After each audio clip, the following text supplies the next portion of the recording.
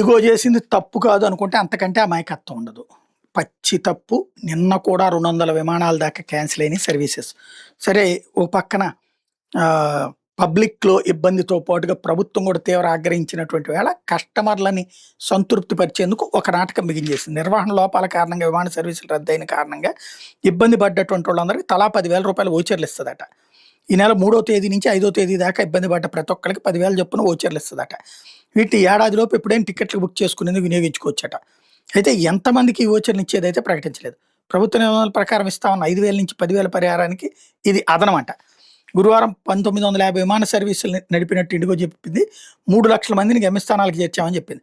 గురువారం ఢిల్లీ, బెంగళూరులో 200 విమాన సర్వీసులు రద్దయినాయి. డీజీసీఏ విచారణ కమిటీ ఎదుట గురువారం ఇండిగో సీఈఓ పీటర్ ఎల్పర్స్ విచారణకు హాజరయ్యారు. శుక్రవారం మళ్లీ రావాలని ఆయన కమిటీ ఆదేశించింది. విమాన సేవల అంతరాయాలకు సంబంధించి ఆయన కమిటీ పలు ప్రశ్నలు అడిగింది. ఇండిగో కార్యాలయంలో డీజీసీ అధికారుల పర్యవేక్షణ ప్రారంభమైంది. గురువారం ముంబైలోని ప్రధాన కార్యాలయానికి వెళ్లిన అధికారులు ఆపరేషన్స్‌ని, టికెట్లు, డబ్బు రిఫండుల్ని పర్యవేక్షించారు.